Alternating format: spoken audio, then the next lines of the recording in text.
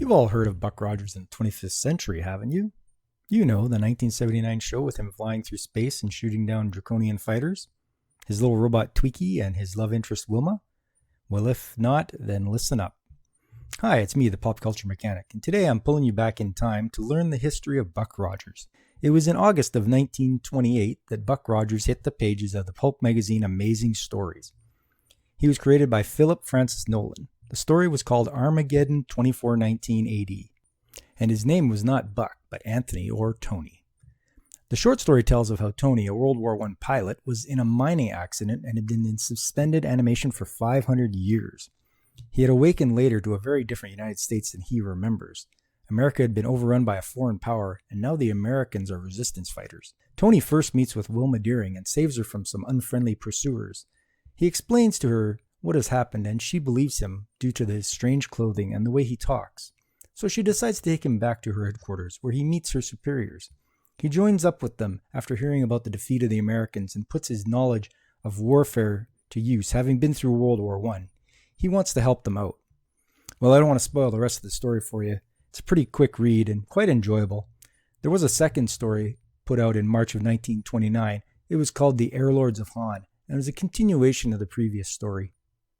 Mr. Nolan was approached by the John F. Dill Company to adapt his story for a comic strip.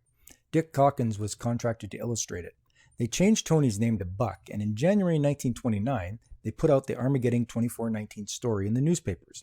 It seems that it was so popular that imitators sprung up to compete, like Flash Gordon in 1934, Tom Swift in 1930, Brick Bradford in 1933, Don Dixon in 1935, Speed Spalding in 1940, and John Carter of Mars in 1941. In 1930, Buck Rogers made his first venture into space aboard a rocket ship in a story called The Tiger Men from Mars. This is what really brought out the imagination of the young readers when they had a hero having adventures in space. In 1933, Nolan and Calkins co-wrote Buck Rogers in the 25th Century, a novella that retold the origins of Buck and also summarized some of his adventures. In November of 1932, Buck Rogers was broadcast on the radio as a 15-minute show, Monday to Thursday on CBS. In 1936, it moved to Monday, Wednesday, and Friday.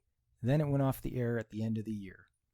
From April to July in 1939 and from May to July in 1940, the Mutual Broadcast Network brought the show back.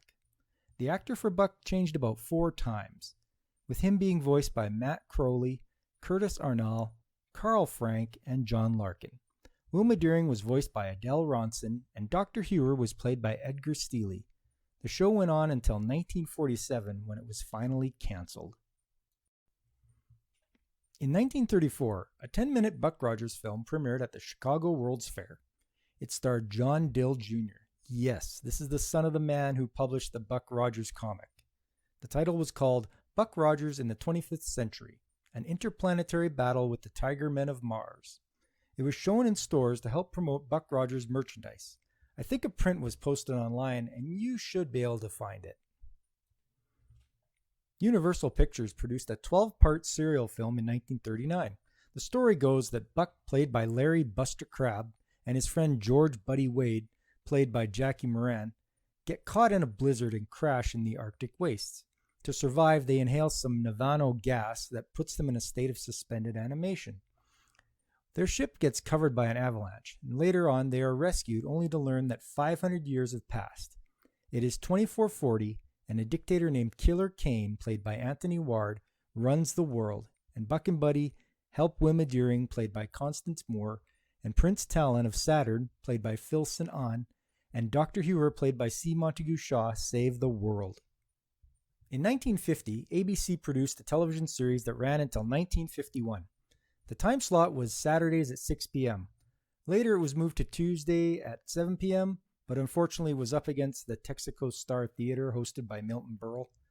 The show was sponsored by Peter Paul Candy Bars and had such a tiny budget that they only had a few sets, so most of the time the scenes were filmed in the lab.